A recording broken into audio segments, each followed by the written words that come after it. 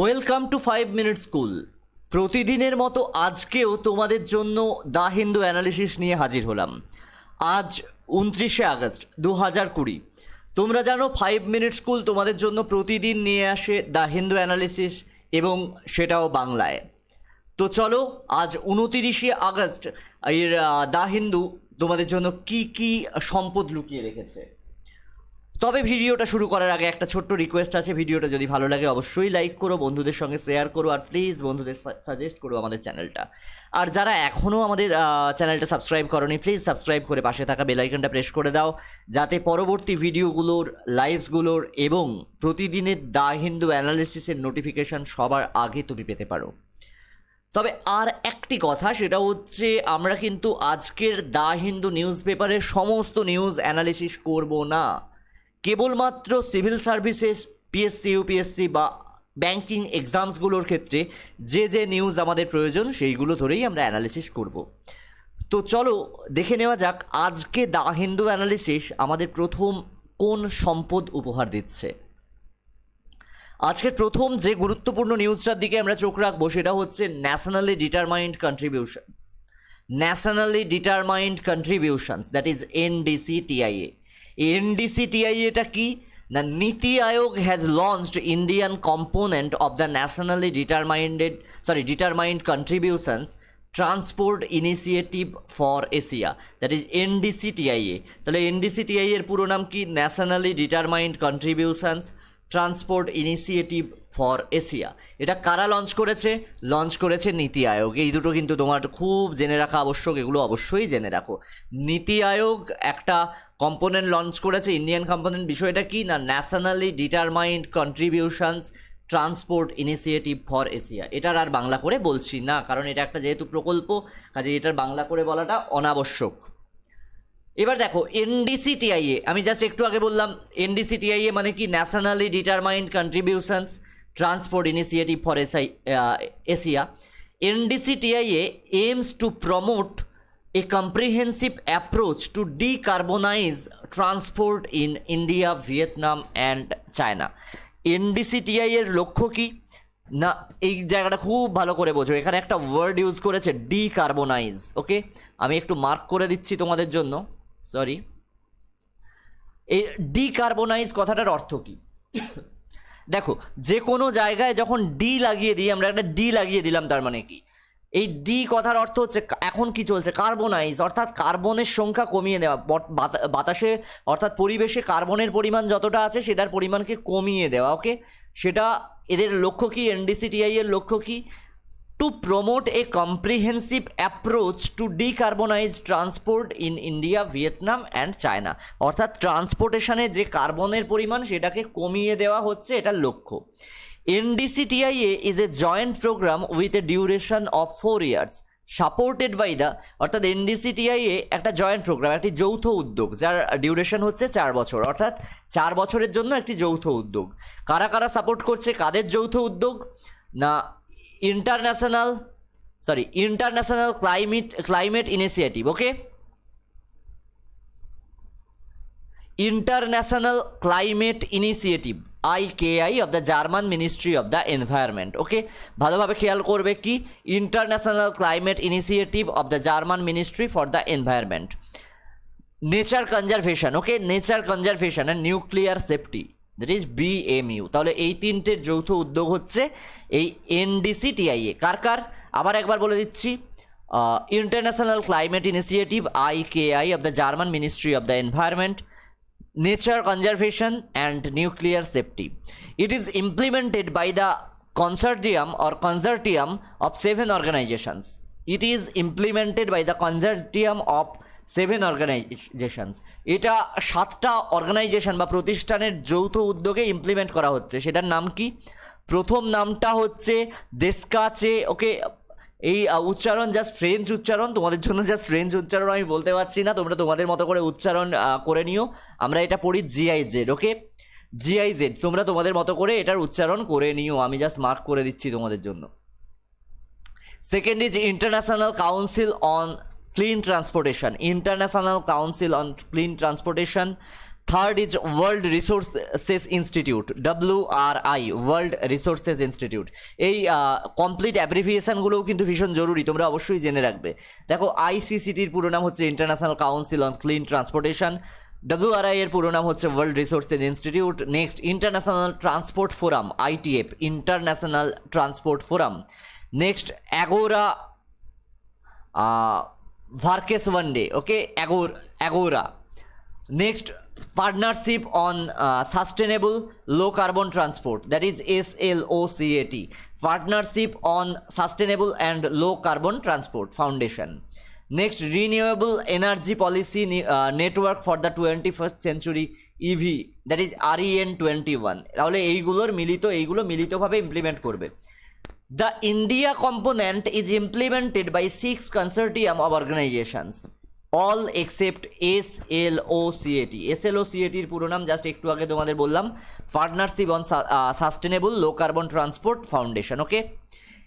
এবার যেটা জানবো, the NDCTIA India component will focus on, NDCTI এর যে ভারতীয় অধ্যায় ইন্ডিয়ান কম্পোনেন্ট, এটা কিসের ওপর ফোকাস করবে? স্ট্রেংথনিং GHG and transport modelling capacities, providing technical support on GHG emission reduction measures, financing climate actions in transport, offering policy recommendations on electric vehicle demand and supply policies, etc. তারপর next কি? Next হচ্ছে export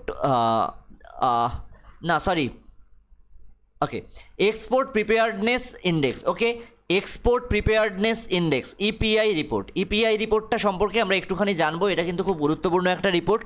recently the NITI Aayog in partnership with the institute of comprehensiveness release the export preparedness index, that is EPI report 2020। তাহলে EPI বা export preparedness index এটা কারা করেছে?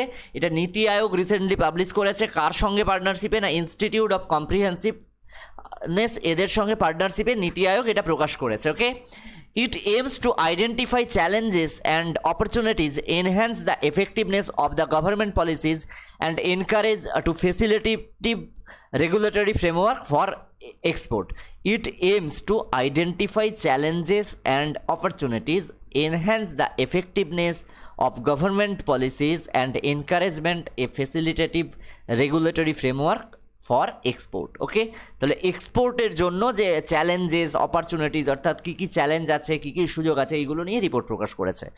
The index ranked states on 4 কি pillars. এই ইন্ডেক্সটা 4টে পিলারের ওপর ভিত্তি করে স্টেটগুলোকে র্যাঙ্ক দিয়েছে। কীরকম? ইন্ডেক্স মানে সূচক।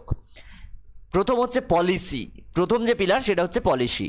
A comprehensive trade policy providing A strategic direction for exports and imports. A comprehensive trade policy, একটা কম্প্রিহেন্সিভ বাণিজ্য নীতি, providing A strategic direction for exports and imports. Business ecosystem, an efficient business ecosystem helping states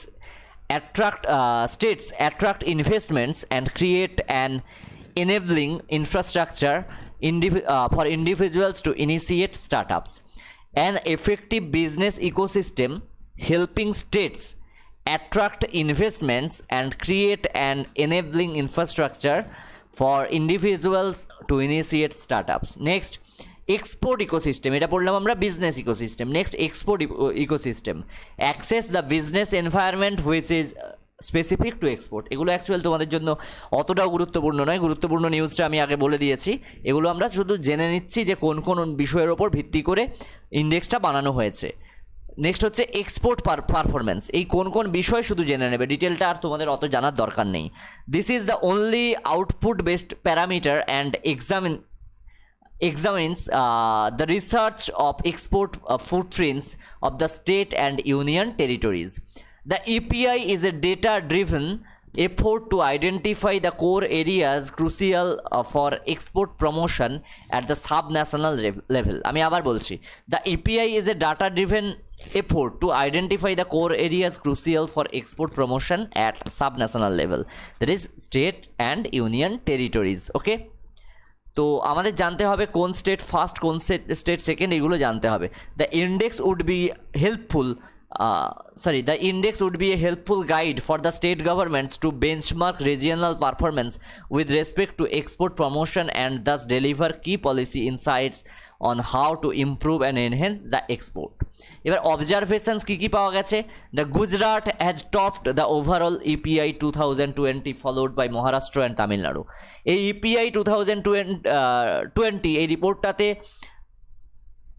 first হয়েছে কে, top করেছে কে? গুজরাট। ওকে, EPI 2020 এই রিপোর্টে top করেছে, অর্থাৎ first position পেয়েছে গুজরাট, সেকেন্ড হচ্ছে মহারাষ্ট্র, থার্ড হচ্ছে Tamil Nadu. Among the landlock states, অর্থাৎ ল্যান্ডলক স্টেট মানে তোমাদের অলরেডি আগে আমি বলেছিলাম ল্যান্ডলক স্টেট কথার অর্থ কি, আমি একটুখানি মার্ক করে দিচ্ছি তোমাদের জন্য। ল্যান্ডলক স্টেট মানে যেই স্টেটগুলো চারদিকে কোনো সমুদ্র বা জল নেই, কেবলমাত্র ল্যান্ড দিয়ে ঘেরা, সমুদ্র দিয়ে ঘেরা নয়, কেবলমাত্র ল্যান্ড বা ভূমি দিয়ে ঘেরা। Rajasthan has topped the index, Rajasthan হচ্ছে টপ করেছে, followed by Telangana and Haryana, second হচ্ছে তেলেঙ্গানা, তারপর থার্ড হচ্ছে Haryana. Among the Himalayan state, Himalayan স্টেটগুলোর মধ্যে যে রাজ্যগুলোর মধ্যে হিমালয় আছে, among the Himalayan state Uttarakhand top the index. Okay, Uttarakhand হচ্ছে টপ করেছে, তারপরে কি আছে? Followed by Tripura and Himachal Pradesh, second হচ্ছে ত্রিপুরা, থার্ড হচ্ছে Himachal Pradesh. Across the union territories, union টেরিটরিজগুলোর মধ্যে যদি লক্ষ্য করি তাহলে Delhi has perform the best, দিল্লির পারফরমেন্স হচ্ছে সবথেকে ভালো। Business indexes and their publishing agencies আর, এখানে ইন্ডিসেস না লিখে ইন্ডেক্সেস লিখলাম, কারণ অনেকগুলো ইন্ডেক্সকে আমরা প্লুরাল হিসেবে লিখছি এবং কয়েকটা বিজনেস ইন্ডেক্সের নাম বলছি এবং সেগুলো কোন কোন এজেন্সি পাবলিশ করে এটা কিন্তু তোমাদের জন্য ভীষণ ইম্পর্ট্যান্ট, তোমরা অবশ্যই এটা জেনে রাখবে। প্রথমটা হচ্ছে logistic performance index, logistic performance index এটা পাবলিশ করে ওয়ার্ল্ড ব্যাংক বা বিশ্ব ব্যাংক। লজিস্টিক পারফরমেন্স ইন্ডেক্স এটা পাবলিশ করে বিশ্ব ব্যাংক। ওকে, দেন হচ্ছে trade across border doing business index. Okay, trading across borders doing business index, এটাও ওয়ার্ল্ড ব্যাংক পাবলিশ করে। নেক্সট হচ্ছে trade facilitation index, trade facilitation index এটা করে OECD. Okay, OECD. Next হচ্ছে enabling trade index, enabling trade index এটা publish করে world economic forum, world economic forum এটা publish করে।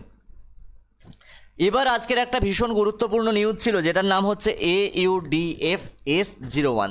এবার AUDF-S01 এটা আসলে কি, এই বিষয়টা কি সেটা খুব জানা আবশ্যক। কেন? এটা ভারতবর্ষের হচ্ছে একটা বেশ বড় অঙ্কের সাফল্য, বড় রকমের সাফল্য স্পেস রিসার্চের। একটুখানি শুনে নাও। A team of scientists from the Inter-University Center for Astronomy and Astrophysics has discovered one of the earliest galaxies called AUDF-S01 using AstroSat. এই অ্যাস্ট্রোস্যাট ইউজ করে একদল বিজ্ঞানী যারা গবেষণারত ছিলেন কোথায় না, inter university centre for astronomy and astrophysics, তারা একটা গ্যালাক্সি তৈরি করেছে, শুরুর দিকের একটা গ্যালাক্সি আবিষ্কার করেছে, সেটার নাম কি? AUDF-S01। আবিষ্কার না করেছে বলে সন্ধান পেয়েছে বলাটা আরও ভালো। The galaxy is located in the Hubble extreme deep field 9.3 billion light years away from the earth. তাহলে এই গ্যালাক্সিটা কোথায় আছে? Hubble extreme deep field. Hubble extreme deep field কাকে বলা হয় আমি যখন অ্যাস্ট্রোনমি তোমাদের বলবো ফিজিক্সে সেখানে বলে দেবো। সেখানে 9.3, পৃথিবী থেকে 9.3 বিলিয়ন লাইট ইয়ার দূরে, অর্থাৎ 9.3 বিলিয়ন লাইট ইয়ার দূরে আছে। Hubble Extreme Deep Field is a portion of a space that contains approximately 5,500 galaxies, the oldest of which are seen as they were 13.2 billion years ago. এই Hubble extreme deep field আমরা কাকে বলি? এক্সডিএফ। এটা হচ্ছে মহাকাশের একটা অংশ, এই পুরোটাকে যদি মহাকাশ ধরো এরকম একটা অংশ, এরকম ছোট্ট একটা অংশ, যেখানে অ্যাপ্রক্সিমেটলি 5,500টা গ্যালাক্সি আছে। 5,500টা গ্যালাক্সি, ভাবো একটা গ্যালাক্সি হচ্ছে আকাশগঙ্গা বা মিল্কি ওয়ে একটা আছে, ধরো একটা গ্যালাক্সি হচ্ছে আকাশগঙ্গা, সেই গ্যালাক্সির মধ্যে একটা পৃথিবী যাকে খুঁজে পাওয়া যায় না, একটা সৌরজগৎকে খুঁজে পাওয়া যায় না। ওকে, তাহলে সেই রকম গ্যালাক্সি 5,500 আছে এই হাবল এক্সট্রিম ডিপ ফিল্ড। এটা বিজ্ঞানী জ্যোতির্বিজ্ঞানী এডুইন হাবলের নাম অনুসারে রাখা হয়েছে। যার মধ্যে পুরনোগুলো, যেগুলো ওল্ডেস্ট সব থেকে পুরনো, সেটা কত বছর পুরনো না 13.2 বিলিয়ন ইয়ার্স এগো, 13.2 বিলিয়ন ইয়ার এগো সেইটা তৈরি হয়েছিল এই গ্যালাক্সিটা।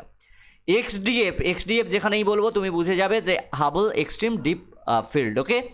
এক্সডিএফ is recorded by the Hubble space telescope for over 10 years. এই এক্সডিএফকে রেকর্ড করা হয়। এক্সডিএফে সবার গতিবিধি, কে কী করছে, তোমাকে যেমন সিসিটিভিতে রেকর্ড করতে হয়, নাহলে উল্টোপাল্টা কাজ করো, ঠিক একইভাবে এই মিল্কি ওয়ে গ্যালাক্সি এগুলোকে কী করা হয়, রেকর্ড করা হয়। এই এক্সডিএফকে রেকর্ড করা হয়েছে হাবল স্পেস টেলিস্কোপ দিয়ে 10 বছরেরও বেশি সময় ধরে। The galaxy was discovered using ultraviolet imaging telescope on AstroSat. Okay, এখানে এসটা বড় করলে একটু সুবিধা হতো তোমাদের বুঝতে, নামটা অ্যাকচুয়াল অ্যাস্ট্রোস্যাট। এই গ্যালাক্সিটা আবিষ্কার করা হয়েছে কিভাবে বা চিহ্নিত করা হয়েছে না, আলট্রাভায়োলেট অতি বেগুনি রশ্মি দ্বারা পরিচালিত একটা টেলিস্কোপ, সেটা অ্যাস্ট্রোস্যাটে আছে। এই অ্যাস্ট্রোস্যাট কি সেটা নিয়েও তোমাদের আমি বলবো। AstroSat detected extreme ultraviolet light from the galaxy. AstroSat কী করেছে, এক্সট্রিম আলট্রাভায়োলেট লাইট ওই গ্যালাক্সি থেকে যেটা এসেছিলো সেটা ডিটেক্ট করেছে। এবার আলট্রাভায়োলেট বা অতি বেগুনি রশ্মি কী সেটা সম্পর্কে আমি আগে তোমাদের বলেছি, আবারও পরে বলবো। আর্লিয়ার নাসাজ হাবল স্পেস টেলিস্কোপ, এই যে একটু আগে বললাম এডুইন হাবলের নাম অনুসারে রাখা হাবল স্পেস টেলিস্কোপ বা এইচএসটি, এটা কোথায় আছে না নাসার পুরো নাম কি, national aeronautics and space administration, which is significantly larger than UVIT. এই আমাদের ইউভিআইটি মানে কি, আলট্রাভায়োলেট ইমেজিং টেলিস্কোপ, এটা কোথায় আছে না অ্যাস্ট্রোস্যাট কি সেটা বলে দিচ্ছি। এই নাসার যে হাবল স্পেস টেলিস্কোপ বা এইচএসটি, এটা ইউভিআইটির থেকে অনেক বড়, but didn't detect any UV emission for the galaxy because it is too faint. এটা কিন্তু এই ইউভি এমিশন অর্থাৎ আলট্রাভায়োলেট রশ্মির যে বিকিরণ, এটাকে চিহ্নিত করতে পারেনি নাসার যে হাবল টেলিস্কোপ, সেটা চিহ্নিত করতে পারেনি, কারণ এটা খুব একটা মৃদু ছিল। Okay, AstroSat or UVIT was able to achieve the unique feat because the background noise in the UVIT detector is much less than the ones in HST. AstroSat বা ইউভিআইটি কেন এটা পেরেছে, বিকজ এটার যে ব্যাকগ্রাউন্ড নয়েজ সেটার যে detect করা সেটা অনেক কম। এবার অ্যাস্ট্রোস্যাট কি, তোমরা এতক্ষণ ধরে শুনছিলে অ্যাস্ট্রোস্যাট, ভাই অ্যাস্ট্রোস্যাটটা কি না, AstroSat is a multi wavelength astronomy mission on an IRS class. IRS মানে কি, ইন্ডিয়ান রিমোট সেন্সিং। আইআরএস মানে কিন্তু এখানে ইন্ডিয়ান রেভিনিউ সার্ভিস নয়, Indian remote sensing. AstroSat is a multi-wavelength astronomy mission on an IRS class, that is Indian remote sensing class satellite in 650 km near equatorial orbit. পৃথিবীর নিরক্ষরেখা বরাবর যে অরবিটগুলো আছে সেখানে একটা কৃত্রিম উপগ্রহ যে পাঠানো হয়েছিল, জানো তোমরা, IRS ক্লাস স্যাটেলাইট বলা হয়, রিমোট সেন্সিং স্যাটেলাইট বলা হয়। সেই রিমোট সেন্সিং স্যাটেলাইট একটা হচ্ছে অ্যাস্ট্রোস্যাট। এটার ওয়েভলেন্থটা কীরকম না, multi wavelength. It was launched by the Indian launch vehicle PSLV, okay, from Satish Dhawan Space Research Center, Sriharikota in 2015 by ISRO. এবারে এখানে অনেকগুলো নাম তোমাদের জানতে হবে। ইসরো এর পুরো নাম কি, ইন্ডিয়ান স্পেস রিসার্চ অর্গানাইজেশন। এবার শ্রীহরিকোটায় ভারতের যে স্পেস রিসার্চ অর্গানাইজেশনটা আছে, স্পেস রিসার্চ সেন্টারটা আছে, সেটার নাম হচ্ছে Satish Dhawan space research centre. Okay, recently নাম রাখা হয়েছে। সেখান থেকে 2015 সালে এই অ্যাস্ট্রোস্যাটকে ছাড়া হয়েছিল। কোথা থেকে ছাড়া হয়েছিল না, PSLV.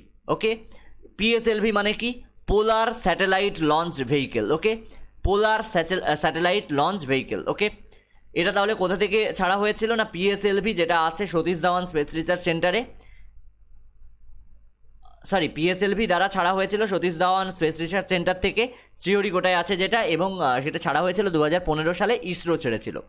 It is the first dedicated Indian astronomy mission aimed at studying celestial sources in X-ray, optical and UV spectral bands simultaneously with the 5 unique X-ray and ultraviolet telescopes working in tandem. এটা কি হচ্ছে, এটা হচ্ছে ভারতবর্ষের, আমি আবার পড়ছি, it is the first dedicated Indian astronomy mission. এটা ছিল ভারতবর্ষের প্রথম ডেডিকেটেড ইন্ডিয়ান অ্যাস্ট্রোনমি মিশন, মানে কি মহাকাশ mission.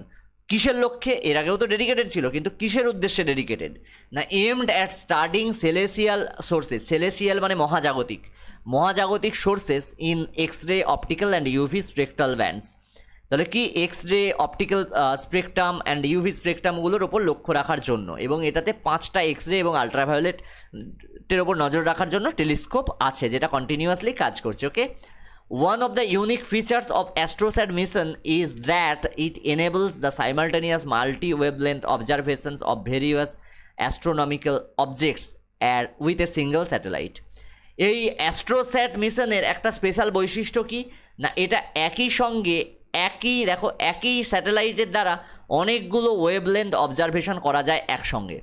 The ground command and control centre for AstroSat is located at ISRO telemetry. Okay, কোথায় আছে? ISRO telemetry tracking and command network. Okay, ground command and control অর্থাৎ পৃথিবীর কোথা থেকে অ্যাস্ট্রোস্যাটকে পরিচালনা করা হচ্ছে না, ISRO telemetry tracking and command network, মানে ISTRAC, ইস্ট্র্যাক। ওকে, এই ইস্ট্র্যাক কোথায় আছে আমি জাস্ট মার্ক করে দিচ্ছি তোমাদের জন্য একটুখানি,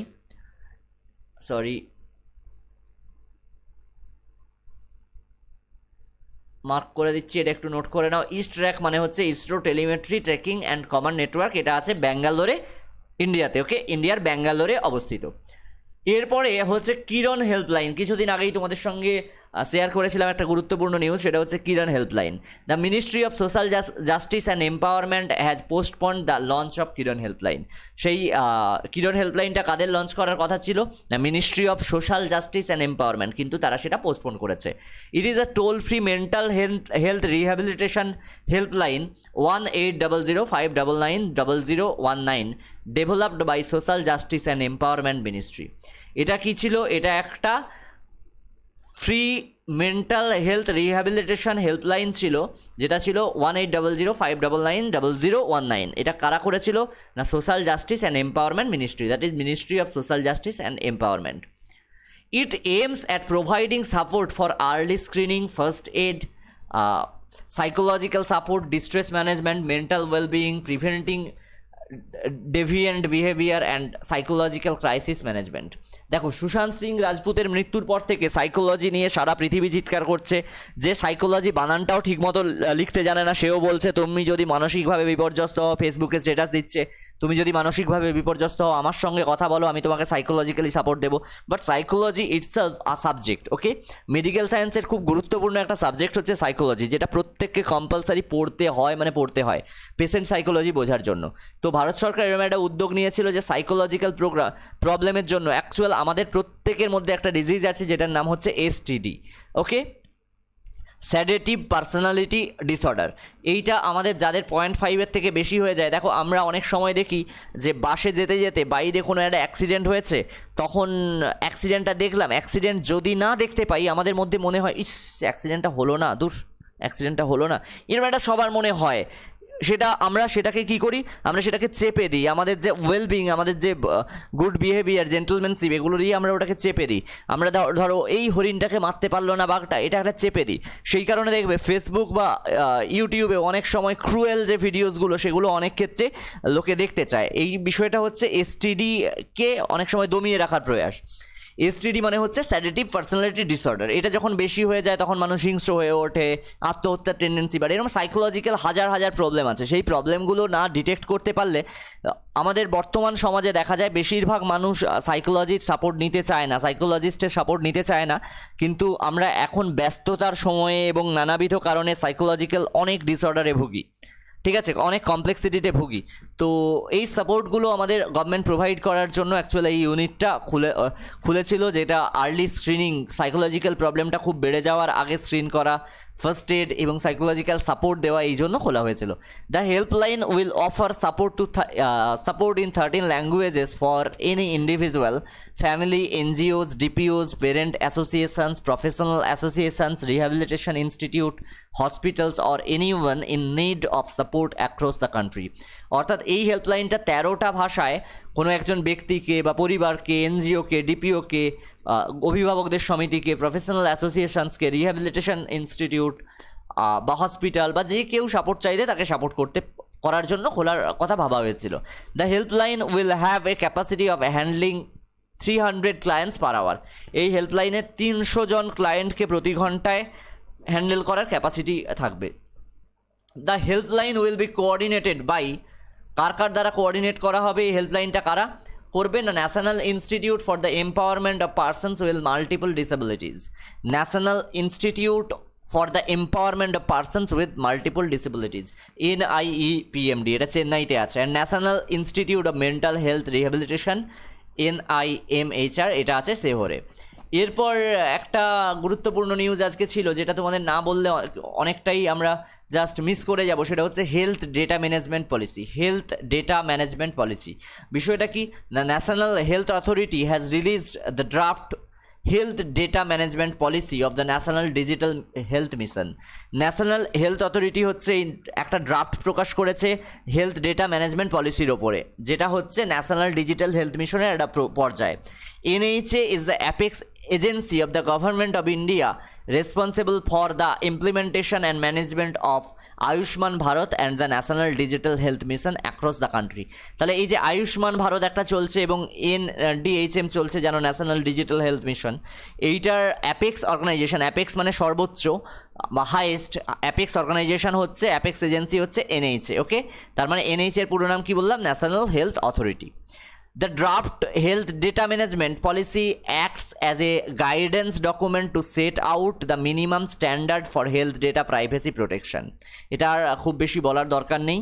It aims to create national digital health ecosystem through provision of a wide range data, information and infrastructure services ensuring the privacy of health related personal information. তো এটাই ছিল, এগুলো আর বাংলা করে বলছি না, তোমরা শুধু এখান থেকে যেটা জানবে সেটা হচ্ছে এই NHA এর পুরো নাম এবং NHA কোনগুলোকে কন্ট্রোল করে, আয়ুষ্মান ভারত এবং ন্যাশনাল ডিজিটাল হেলথ মিশন। ওকে, আজ এ পর্যন্তই। আশা করি আজকের আলোচনাটা তোমাদের জন্য খুব ফ্রুটফুল হবে। Thank you for being with us, thank you from team 5 minute school. আর ভিডিওটা যদি ভালো লাগে অবশ্যই লাইক দিতে ভুলো না, বন্ধুদের সঙ্গে প্লিজ শেয়ার করো। আর এখনও যারা সাবস্ক্রাইব করোনি প্লিজ সাবস্ক্রাইব করে পাশে থাকা বেল আইকনটা প্রেস করে দাও, যাতে পরবর্তী ভিডিওস এবং লাইভগুলোর নোটিফিকেশন সবার আগে তুমি পেতে পারো এবং দ্য হিন্দু অ্যানালিসিসটা কোনোভাবে তুমি মিস না করে যাও। ধন্যবাদ।